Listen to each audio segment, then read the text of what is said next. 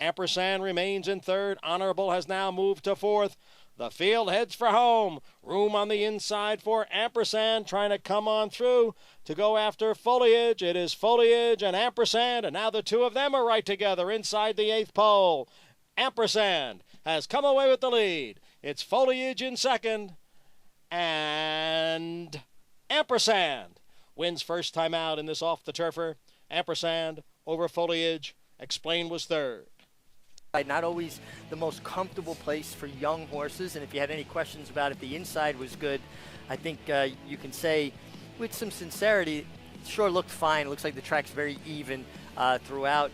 So Foliage ran well, showed good speed, but his uncle, in essence, got the better of him. Yes, he did, as the 9-5 favorite as well. Jose Lezcano, Phil Serpi, and Wellspring Stables, Maggie, are winning connections. Wouldn't that be nephew, I think? The son of Speitster getting it done here for Phil Serpi. And just Maggie, thank you. Yeah, this was a good one first time out. So interested to see him progress. Start number 2 for Phil. 1-2. Air Touch is under the whip on the extreme outside. Beachfront has made some progress down at the rail, but Oh My Papa has the lead with 1/8 of a mile to the finish. Oh My Papa by 2. Macho Jack now getting closer on the outside. Oh My Papa. Macho Jack drives up on the outside. Macho Jack, Oh My Papa. Macho Jack the winner. Oh My Papa was second. Air Touch checked in third. From the moment the gates moved, not when they opened, when they moved, he was already sending this horse to the lead. In the end, well, look, he couldn't hang on for 16 non-winners at 2 last time. Hung on a little bit longer this time, actually stepping up in class, but comes up just short. Macho Jack Rosario Maggie runs him down late. I gotta say, I give you credit, Meg. I wasn't sure about this horse, so nice pick by you. Oh My Papa tried valiantly. It'd be great if races were more commonly written at 5.5 for him, because I think that might be his niche. Written at 5.5 for him, because I think that might be his niche. But Macho Jack, and giving AC Avila some love here, he's very. And someone else. And Cryogenic. The field is at the top of the stretch. Fast Getaway closest to the rail. American Mandate asked for more, but it is Fast Getaway who has the lead as they come down for the 8th pole, and Fast Getaway has built a 4-length lead. Then American Mandate, Jake Rocks on the outside, followed by Montauk Daddy and a Cryogenic. Fast Getaway is tiring. On the outside, Jake Rocks, American Mandate in between. Fast Getaway held on. Fast Getaway gets the win. Close for second. Jake Rocks. Led to the holding on for the victory. Son of Into Mischief got late the last 70 yards, but was resolute and hung on under Jose Ortiz in the battle with his brother for leading rider. Getting away from the other horse stretch was the key to victory, because if he didn't put some separation when he started a weekend, they would have run over top of him. Sometimes you almost got to ride like the races to the 16th pole. Have it won by there, and then it's in the third coast yelling to you, slide, slide, as the ball comes rolling in. 9-2 on Fast Getaway. And again, David Donkhorst runs big late to get second, and here Jake Rocks, but it's Linda Rice. They're working hard, and all of a sudden you've got 1.5 lengths, 2 lengths on them. And it was always, puzzling to me why guys would wait with a speed horse. Dropped out of it, 3/4 in 1:10 and 4, and the field is at the top of the stretch, and it is Super Dude with the lead. Heavy Roller on the outside runs in second. Super Dude asks for more now. Heavy Roller on the outside, Chief Know-It-All, and Hammer and Hammer. A furlong to the finish. Super Dude is still the leader here. Heavy Roller on the outside, Chief Know-It-All in third. Super Dude in front. Late move on the outside from Hammer and Hammer. Heavy Roller is there. Chief Know-It-All at the rail. Super Dude hangs on for the win. And it will be a photo for second. Found the right level, dropping from that $50,000 claiming tag to 20. But boy, he really did. He was surrounded. You saw the gray horse on the inside, Chief Know-It-All, trying to find room inside of him. You had the 6-horse Heavy Roller on the outside. Hammer and Hammer coming on the outside. Look for him around one turn. I think he'll be better. Super Dude, strong, aggressive handling, kept finding. And 4-5 in the end. I don't know if anyone really loved this 1.8 mile distance, but Super Dude gets there first at a short price, Maggie. Yeah, I was going to say, this was not the prettiest of wins. Super Dew breathing down his neck the entire way. As the other three contenders, they came with the runs. Good performance by Longshot, though. Chief Know-It-All at 9-1 down on the rail. Did he get second here? I'm not exactly sure, as it is a photo. I think he did, actually. If you had Super Dude, it's not about pretty is. It's pretty is as pretty does. Doesn't have to look visually pretty. The biggest dude of them. And the trailer is still Excursion, the half mile in 45 seconds. The field passes the quarter pole. What makes Sammy run? Nautilus, Likeable on the outside. Repo rocks out in the middle of the track. And then it is Thorn as the field comes down for the 8th pole.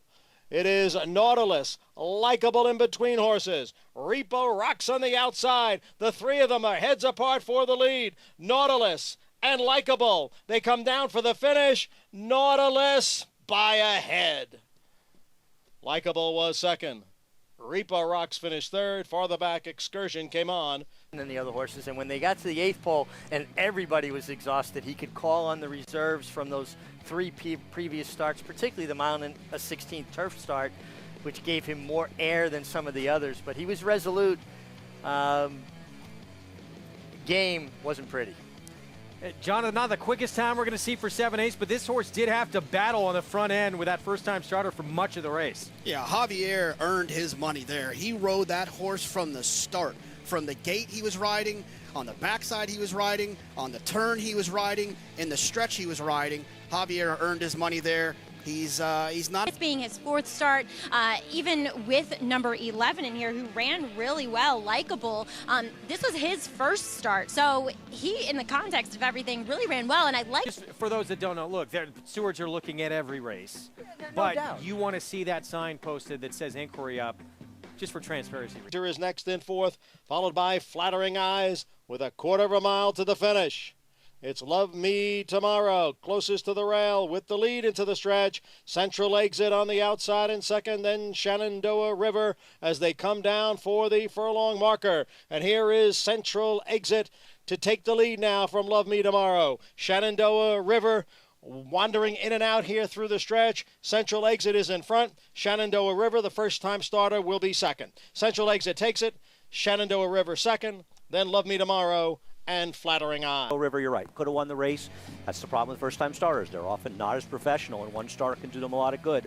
But she couldn't stay straight, and she couldn't get it done. Junior did with Central Exit, and Love Me Tomorrow has absolutely no excuse whatsoever. No. And I do want to point out that our friend Nick Zito, iPhone and all, finished 4th to fill out the Superfecta. I know Nick's a guy that likes to play Superfectas. Are we allowed to interview the 4th-place finishing trainer? Can you find the 4th-place finishing trainer occasionally? Nick Zito around as Central Banker wins in. Look at the late money. 8-5 Central Banker. Oh Central Exit. Central Exit at post time. Ooh. 8-5. Wow. Central Exit. The late money. The drop in class, which is by Central Banker. And the victory here for 10 Strike Racing. Winning trainer Jeremiah Engel. King Meister and Chase Tracker and Plot the Dots. The field is at the top of the stretch. It's King Meister on the outside with the lead over Chase Tracker. Plot the Dots moves up, but King Meister has the lead at the 8th pole. It's King Meister who is clear by 4. Then Plot the Dots, Chase Tracker, and Arithmetic. No doubt about the winner here. It is King Meister, won by 5. Plot the Dots completes the exacta. Somehow, the second-place finisher, Plot the Dots, ended up favored, and Kingmeister at 7-5 won like a 2-5 shot. 7-5, top of the stretch. Chase Tracker, who had led throughout. King Meister, Gary, emerges with the lead, and only a question of how far from here on in.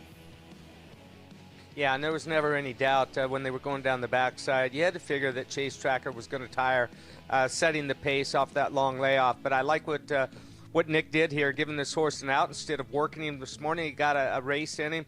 A race is like 3 or 4. As Blewett has dropped on the move now, as the field heads for home with Seafoam the leader. Growth Engine now moving up into second. It is Seafoam the leader. Growth Engine is running in second. Then Winston's Chance and Legit. They're coming down for the 16th pole. Seafoam has led right from the start, has a 3-length lead. Here's Legit putting in a late run on the outside. It is Seafoam and Legit. Seafoam the winner, 3/4 of a length. Legit was second, then Growth Engine and Winston's Chance. In any respect, I wouldn't have bet this horse in a million years.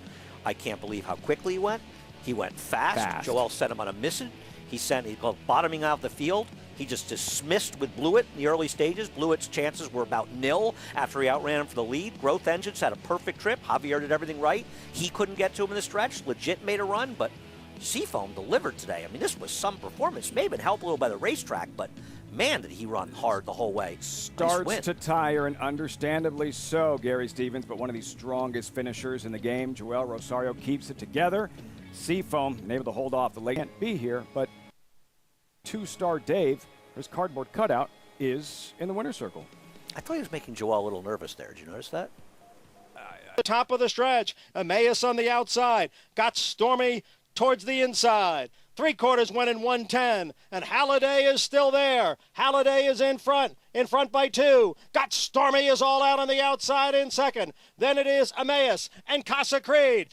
Got Stormy on the outside of Halliday. Halliday and got Stormy as they come down for the finish. Halliday with a front-running score in the Grade 1 4-star Dave. Got Stormy finished second. Casa Creed was third. The mile. Day looking like he could win many races, and it was amazing he was shut out, and maybe one of his more unlikely winners. Not that he's a big long shot, but Louis Saez controlled. That is a very slow pace. There is no real give in this ground. That's a very honest final time. He went and controlled it up front, and Holiday kept finishing. Got Stormy, looked like she was going to swallow him up, and she finally ran today for Mark Casse, but it's been that kind of meet. She just was not able to catch Holiday. She ran huge, but too much Halliday. Halliday, wire to wire, 1260. Just great to see that type of performance from Got Stormy. And how about Casa Creed for owner Lee Einseidler, last year's Hall of Fame winner. Fifth and Battalion follows that move. Down on the inside is Kid Chocolate. 3/4 went in 111 and 3. The field is in the stretch. It is Scotty Brown in front with Kill Ronan moving up on the outside. Scotty Brown and Kill Ronan. Then comes Letterman and Hold My Call. Here comes Kill Ronan to challenge Scotty Brown, but Letterman's the stronger horse on the outside. Battalion with a late move. Letterman is the winner. Battalion did get second. Photo for third between Kid Chocolate and the pace-setting Scotty Brown. I don't understand it. Unconscious. I've done it about 20 times in the meet. Finally got on. You know, Tyler got him to settle down. You saw him throwing his head in the first. I was saying to you, look, he's behaving, and then he started doing his routine. And Johnny I noted that he started behaving himself, and Tyler realized, I'm in a little bit of a pickle because he had plenty of horse, and he had to wheel him outside. And I think he did a very good job. When you got a horse a little bit ranked, too, it can be problematic. And he got him outside. I think it took him a little bit to get his momentum going, but he finally kicked in.